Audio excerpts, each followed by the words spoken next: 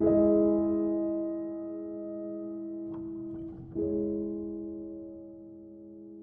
you like to be the President of the United States? I really don't believe I would run it, but I would like to see somebody as the President who could do the job, and there are very capable people in this country. Why wouldn't you dedicate yourself to public service? Because I think it's a very mean life. I would love and I would dedicate my life to this country, but I see it as being a mean life, and I also see it as somebody with strong views and somebody with the kind of views that are maybe a little bit unpopular, which may be right, but may be unpopular, wouldn't necessarily have a chance of getting elected against somebody with no great brain but a big smile. This sounds like political presidential talk to me, and I know people have talked to you about whether or not you want to run. Would you ever?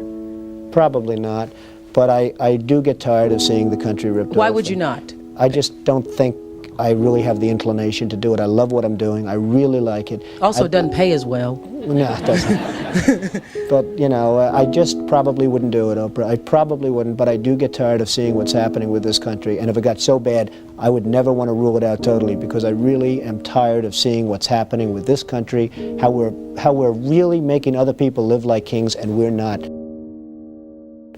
You've said, though, that if you did run for president, you believe you'd win. Well, I don't know. I think I'd win. I tell you what, I wouldn't go in to lose. I've never gone in to lose in my life. And if I did decide to do it, I think I'd be inclined, I would say that I would have a hell of a chance of winning, because I think people, I don't know how your audience feels, but I think people are tired of seeing the United States ripped off. And I can't promise you everything, but I can tell you one thing, this country would make one hell of a lot of money from those people that for 25 years have taken advantage. It wouldn't be the way it's been, believe me. But you might be classified as an Eastern Republican. Fair? Well, I guess you could say that, yes. Which means kind of a Rockefeller, Chase Manhattan Republican? I never thought of it in those terms. How do you define? Are you a Bush Republican? No, I think I'm really, the people that I do best with are the people that drive the taxis. You know, wealthy people don't like me because I'm competing against them all the time, and they don't like me, and I like to win. The fact is, I go down the streets of New York, and the people that really like me are the taxi drivers and the workers, et cetera, et cetera. I mean, I really get a great response. Why are you a Republican? I have no idea. I mean, I am a Republican because I just believe in certain principles of the Republican Party. You have flirted with the idea of politics. Now you're here at your first national convention. Does that get you interested in possibly making the plunge? Now you have to tell me something. Who told you I flirted? Well, I didn't know that I flirted with. Well, you took out full-page ads in the New York Times to talk about your foreign policy. Some people would say... I do feel very strongly about the country. I love the country. You've become a role model in this country. The reason that your book sells, the reason that your board game sells, is because people are looking to leaders. People are looking for values, and you're one of the people. And it's no, you may dismiss it, but people are talking about, you know, Donald Trump for president. What they're really talking about is Donald Trump, show us the way. Well, be the true white hat. I'm, again, somebody that has a good instinct financially. I have had historically. I followed markets. I've been going the right direction, whether it's New York real estate or stocks or whatever. I know from a common sense financial standpoint that something has to burst. When a country is losing billions and billions and billions of dollars a year, and when other countries are making hundreds of billions of dollars, something is going to burst, and it's going to start here. I know it. It's a question of when. To me, it's not a question if, it's a question of when. And unless we're going to solve our problem, and the problem is caused by our allies, unless we're going to solve that problem, this country is in very, very big trouble. And I'm not talking recession kind of trouble, I'm talking depression kind of trouble. Would you really like to take over and run the country as you have run your organization? I would much prefer that somebody else do it. I just don't know if the somebody else is there. I don't know if we have the kind of advocate that you need. We need major surgery. This country needs major surgery. Are you the surgeon? I think I do a fantastic job, but I really would prefer not doing it. Are you saying you will take it only if drafted? No, I'm not saying that. I'm saying that I hope that somebody comes along who can be an advocate, and I think that somebody will be so popular, But you haven't seen it. He or she will be the most, but I don't see it now. I wish that person were there. But again, I do know one thing. It's not a question. This country is losing hundreds of billions. It's not a question if, it's a question when. I have never understood how this is possible. I have never understood how somebody throughout this country didn't sue the United States government and have that overturned. I mean, you had people, investors, investing over a 10-year period for under a set of conditions. And this is, as I was talking before, playing the game. We're all playing by a certain set of rules. The rules were changed for the government, but they weren't changed for us. I mean, it was an incredible circumstance that happened. And people went bust by the hundreds of thousands, and I hope you weren't one of them in terms of that, but obviously you know a lot of people that were. They changed the rules on taxes, and you have some incredible situations where people guaranteed personally a stream of payments to be paid over a 10-year period based on a stream of tax benefits for perhaps a very good job, like a low-income housing development. Nothing wrong with that, a very positive thing. And after 2 years, they got wiped out with the taxes, and yet they still owed all of this money. And many of these people, most of these people, had to declare bankruptcy. They couldn't pay it. I deal with foreigners all the time. I deal with foreign leaders all the time. I know many of the foreign leaders probably better than a lot of the so-called candidates that are running on the Republican and Democratic tickets. I think I'd get along very well with them. And I think you'd have a lot less gridlock in Washington if I decide to do this and if I won. You know, nobody talks about the soldiers that are coming back with no arms and no legs. And I saw at Mar-a-Lago on Mondays, I make Mar-a-Lago my club that you know about. In Palm Beach. I make that twice now. On a Monday, I let returning Iraqi injured soldiers come to the premises. The most beautiful people I've ever seen, but they're missing arms and legs. They're with their wives, sometimes they're with their girlfriends, and the tears are coming down the faces of these people.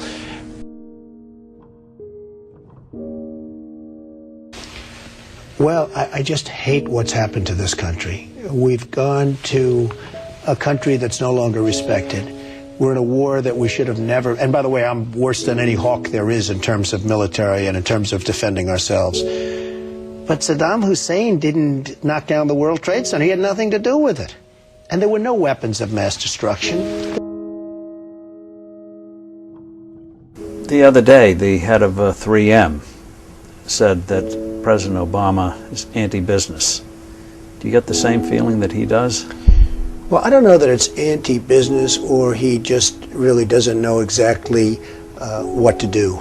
And I'm afraid it probably is the second thing. I don't see him necessarily as anti-business. I think that he is not sophisticated in the ways of business. He hasn't dealt with the people that you've dealt with and that I've dealt with. I deal with China as an example a lot.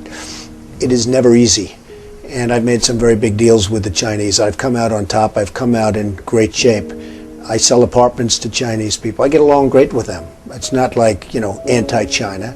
I just think it's ridiculous that we allow them to do what they're doing to this country with the manipulation of the currency that you write about and understand, and all of the other things that they do. And frankly, if I were them and if I could get away with it, I'd take my hat off to them, frankly. They do get away with it.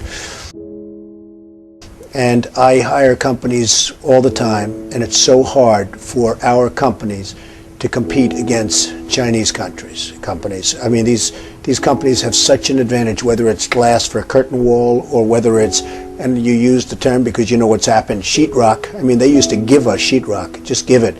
And everybody that was unfortunate enough to use Chinese sheetrock had problems. I mean, problems like where people were dying from it. The good news, Steve, our product is much better, but with the manipulation of their currency, it's very, very, very hard for our companies to compete.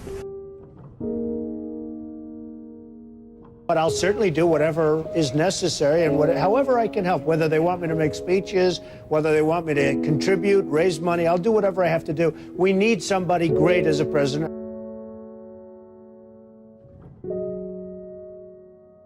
I know that you were mentioning that Aaron and I did a kind of an interesting video not that long ago in August about how things have fallen apart. But at that point, the only people who were saying it were us and you. I was saying it a long time ago. And frankly, they're talking about 50 basis points.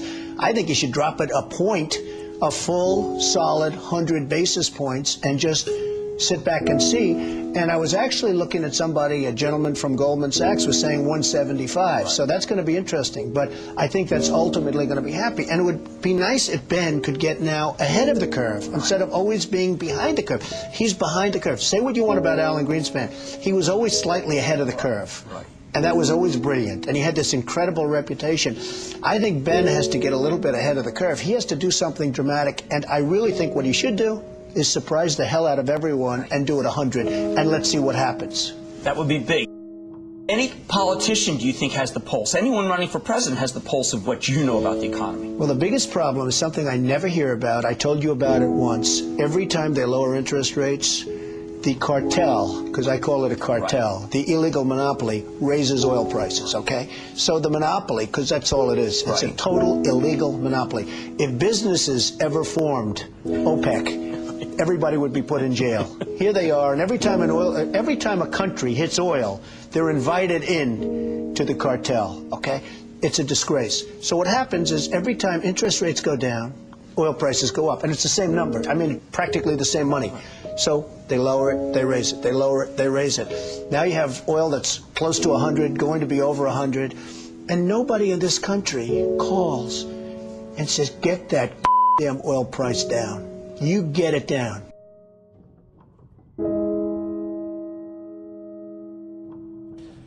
But I have to tell you that our country is in serious, serious trouble. We owe $17 trillion on debt. How do you pay off $17 trillion? Nobody ever heard the expression a number of years ago. The word trillion. We have debt that's beyond belief. We have deficits that nobody can even comprehend. China, which I've been talking about for the last 5 years, yesterday, right in our face, they just devalued their currency. Now, for those that don't understand devaluation, what they're basically doing is saying, we're really ripping you big league. Nobody's ever done it better than us, but now we're going to really do it again. And the reason they did it, and everybody was surprised by it, was because our leadership is so weak and so pathetic that they can get away with it. And believe me, they're taking our jobs, and they're taking a big league. And China's not the only one. You look at other countries, they're all doing the same thing. They have no respect for our leader, and frankly, they have no respect any longer for our great country. And it's so simple to solve. What we need is a strong economy. What we need is jobs. Now, you hear these phony job numbers, 6.7%. The 6.7% is probably 21 or 22% real numbers. When you give up looking for a job, it's like they consider you employed. It's amazing. They changed this. You know, in the old days, if you had people that couldn't find work, they couldn't find work. Today, such a huge number. Now you look at what's going on with Afghanistan. You have Karzai that's treating our president like he doesn't even exist. So they make a deal, and I'm not advocating stay, because frankly, I want to build this country. I want to build these schools. I don't want to build a school in Afghanistan, a road going to the school, watch it get built up and then blown up 4 times, and they keep rebuilding and rebuilding, and you go to Brooklyn, New York, and you can't have schools. You go to Iowa, you can't. You go to wherever you go, and you can't have schools. Because we don't have any money, because we're spending it in other places where, frankly, they don't want us, and I don't want them. And it's amazing.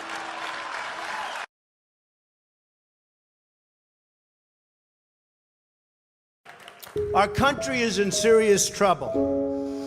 We don't have victories anymore. We used to have victories, but we don't have them. When was the last time anybody saw us beating, let's say, China in a trade deal? They kill us. I beat China all the time. All the time. When did we beat Japan at anything? They send their cars over by the millions. And what do? When was the last time you saw a Chevrolet in Tokyo? It doesn't exist, folks. They beat us all the time. When do we beat Mexico at the border? They're laughing at us, at our stupidity. And now they're beating us economically. They are not our friend, believe me. But they're killing us economically. The U.S. has become a dumping ground for everybody else's problems. Thank you. It's true. Islamic terrorism is eating up large portions of the Middle East. They become rich. I'm in competition with them. They just built a hotel in Syria. Can you believe this? They built a hotel. When I have to build a hotel, I pay interest. They don't have to pay interest because they took the oil that when we left Iraq, I said we should have taken. So now ISIS has the oil. And what they don't have, Iran has.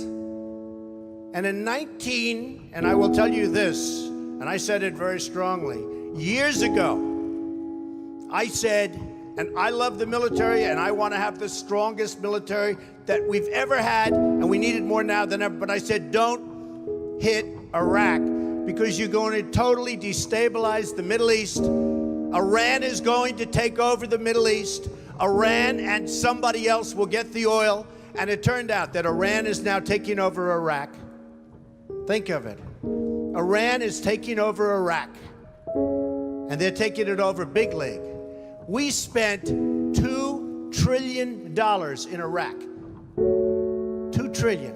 We lost thousands of lives, thousands in Iraq. We have wounded soldiers who I love. They're great. All over the place. Thousands and thousands of wounded soldiers. And we have nothing. We can't even go there. We have nothing. And every time we give Iraq equipment, the first time a bullet goes off in the air, they leave it. Last week I read 2,300 Humvees.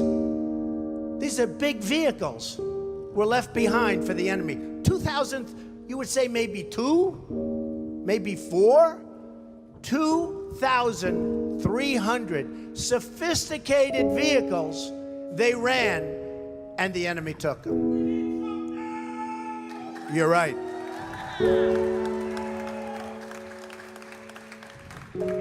Last quarter, it was just announced, our gross domestic product, a sign of strength, right? But not for us. It was below zero. Who ever heard of this? It's never below zero. Our labor participation rate was the worst since 1978. But think of it, GDP below zero. Horrible labor participation rate. And our real unemployment is anywhere from 18 to 20%. Don't believe the 5.6. Don't believe it. That's right, a lot of people up there can't get jobs. They can't get jobs because there are no jobs. Because China has our jobs and Mexico has our jobs. They all have our jobs. But the real number is anywhere from 18 to 19 and maybe even 21%. And nobody talks about it because it's a statistic that's full of nonsense.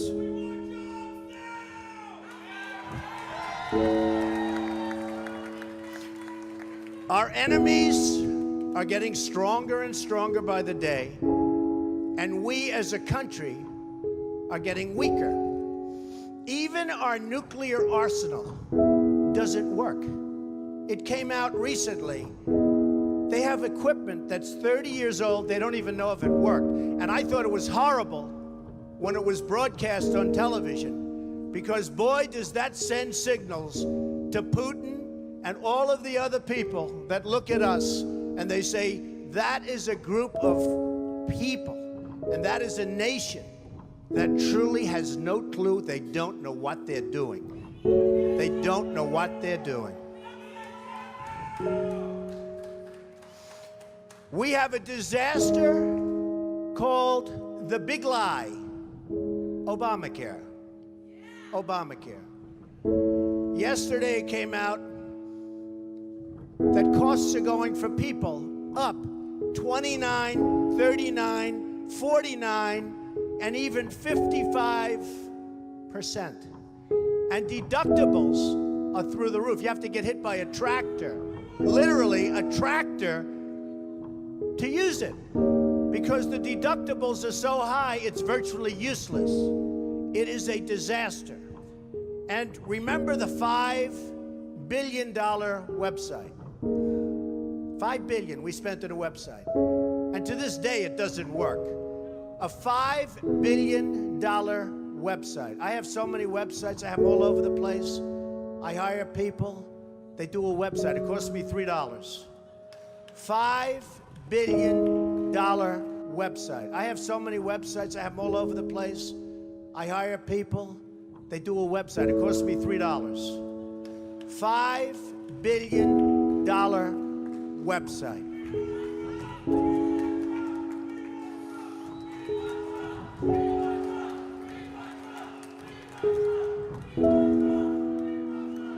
Well, you need somebody, because politicians are all talk, no action. Nothing's going to get done. They will not bring us, believe me, to the promised land. They will not. As an example, I've been on the circuit making speeches, and I hear my fellow Republicans, and they're wonderful people. I like them. They all want me to support them. They don't know how to bring it about. They come up to my office. I'm meeting with 3 of them in the next week, and they don't know. Are you running? Are you not running? Could we have your support? What do we do? How do we do it? I like them. And I hear their speeches, and they don't talk jobs, and they don't talk China. When was the last time you heard China's killing us? They're devaluing their currency to a level that you wouldn't believe. It makes it impossible for our companies to compete. Impossible. They're killing us. But you don't hear that from anybody else. You don't hear it from anybody else. And I watch the speeches. Thank you.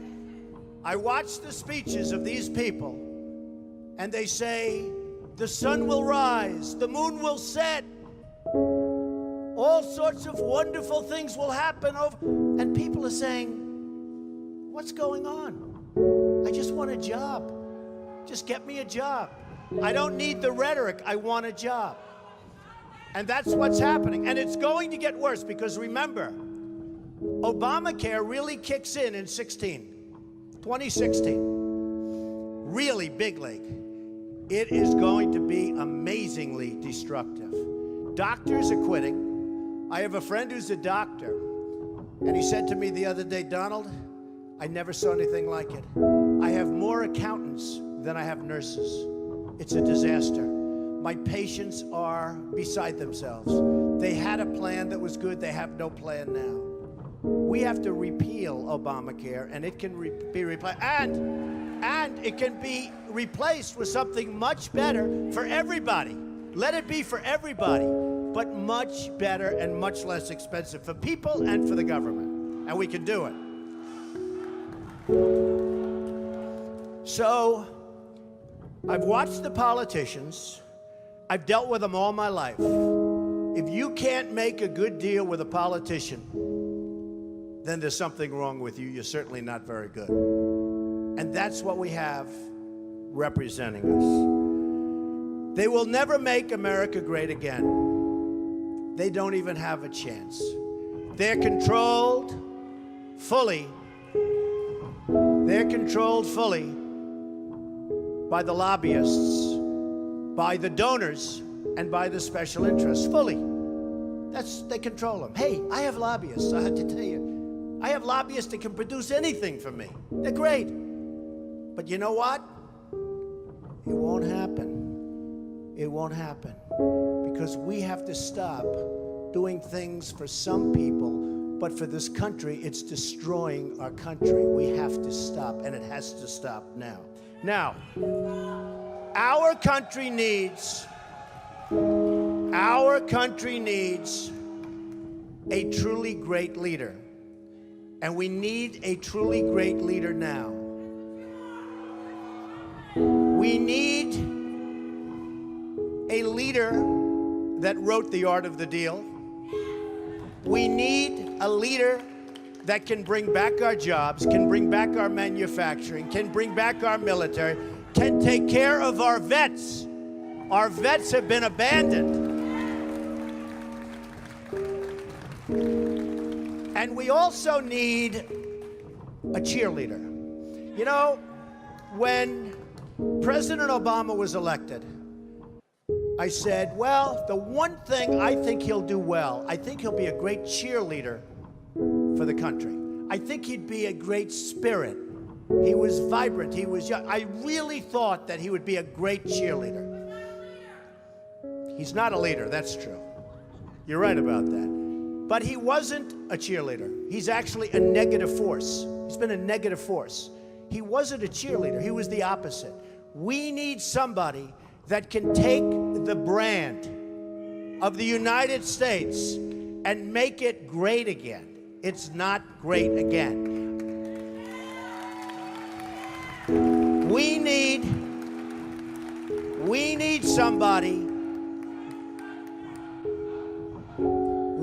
somebody that literally will take this country and make it great again. We can do that. And I will tell you, I love my life. I have a wonderful family. They're saying, Dad, you're going to do something that's going to be so tough. You know, all of my life I've heard that a truly successful person, a really, really successful person, and even modestly successful, cannot run for public office. Just can't happen. And yet that's the kind of mindset that you need to make this country great again. So, ladies and gentlemen, I am officially running for President of the United States, and we are going to make our country great again.